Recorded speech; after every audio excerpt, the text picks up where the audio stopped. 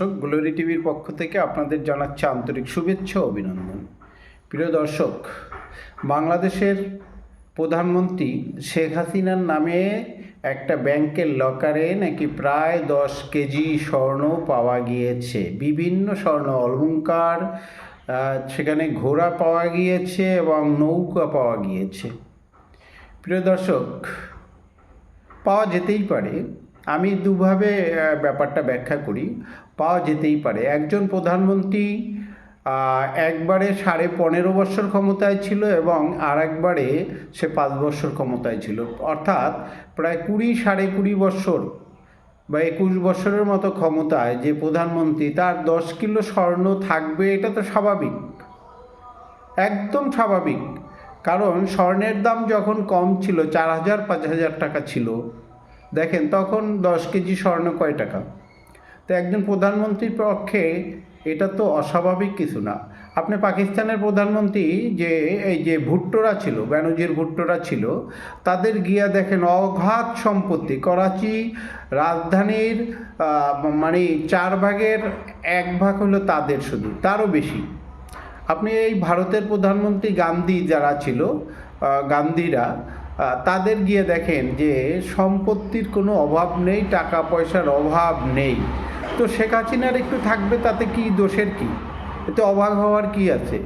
আর দ্বিতীয়ত হচ্ছে যে 20 বছর 21 বছর ক্ষমতায় ছিল, সেটা একটা ব্যাপার। দ্বিতীয়ত হচ্ছে তার একটা ছেলে আমেরিকাতে থাকে, ছেলের বউ আমেরিকারবাসী, মেয়ে পৃথিবীর একটা নাম করা সংস্থায় চাকরি করেছে, বিভিন্ন সংস্থায় নাম করা নামি দামি সংস্থায় চাকরি করেছে। তাদের তো টাকা পয়সার অভাব নাই। আর যার ফ্যামিলিতে ব্রিটিশের, অর্থাৎ লন্ডনের একজন এমপি আছে, শেখ রেহানার মেয়ে, আপনারা নিশ্চয়ই জানেন, এমপি। দ্বিতীয়ত শেখ রেহানার আরও যে ছেলেপান আছে, সবাই ভালো ভালো জায়গায় ভালো ভালো দেশে চাকরি করে। তারা টাকা বা স্বর্ণ 10 কেজি স্বর্ণ ব্যাংকে থাকবে, এটা অস্বাভাবিক তো কিছু নয়। তারপরও দেখেন একজন রাজনীতিবিদ কত সুন্দর, যে আমার জানা মতে আমার কোনো স্বর্ণ ব্যাংকে নেই, যদি থাকে আপনারা পেয়ে থাকেন, সেটা করাইল বস্তিতে যে আগুন লেগেছে সেই সব ব্যক্তির কাছে আপনারা বিলি করে দেন। এই হচ্ছে হাসিনা, এই হচ্ছে শেখ মুজিব কন্যা শেখ হাসিনা। যারা না থাকলে বাংলাদেশ থাকতো না, যারা না থাকলে বাংলাদেশ হতো না, যারা না থাকলে আজকের বাংলাদেশ এই জায়গায় এসে পৌঁছতো না। আপনারা তো এই 16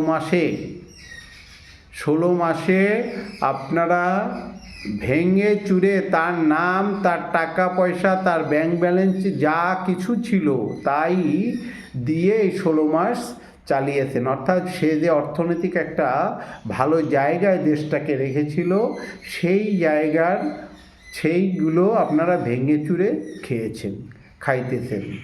আপনারা দেখেন একজন প্রধানমন্ত্রী 20 বছর বা 21 বছরের ক্ষমতায় ছিলেন, তার 9.5 কেজি বা 10 কেজি কাছাকাছি স্বর্ণ নিয়ে এত কিছু, আমি জানি সাজানো ব্যাপার, কিন্তু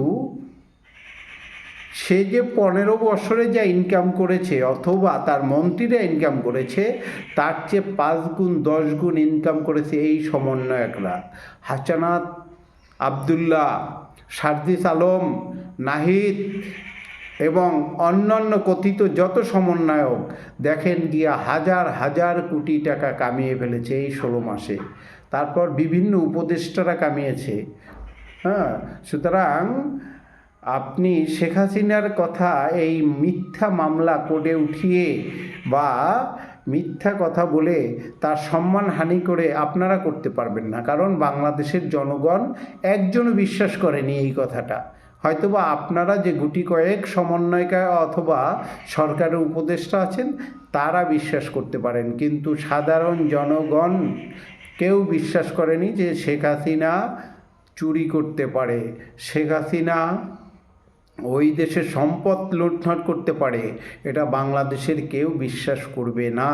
কারণ মার চেয়ে মাসির দরদ বেশি না, ওই বাংলাদেশ শেখ হাসিনারা জন্ম দিয়েছে, ওই বাংলাদেশ শেখ মুজিব সহ মুক্তিযোদ্ধারা জন্ম দিয়েছে। সুতরাং সেই জন্মদাতারা, সেই যারা বাংলাদেশের জন্য যুদ্ধ করেছে, তারা কখনো দেশের সম্পদ লুট করতে পারে না, এটা হয় না, এটা ইতিহাস বলে না। আজকের এ পর্যন্ত, সবাই ভালো থাকবেন। অন্য দিন কথা হবে অন্য টপিকস নিয়ে। সবাই ভালো থাকবেন, শান্তিতে থাকবেন।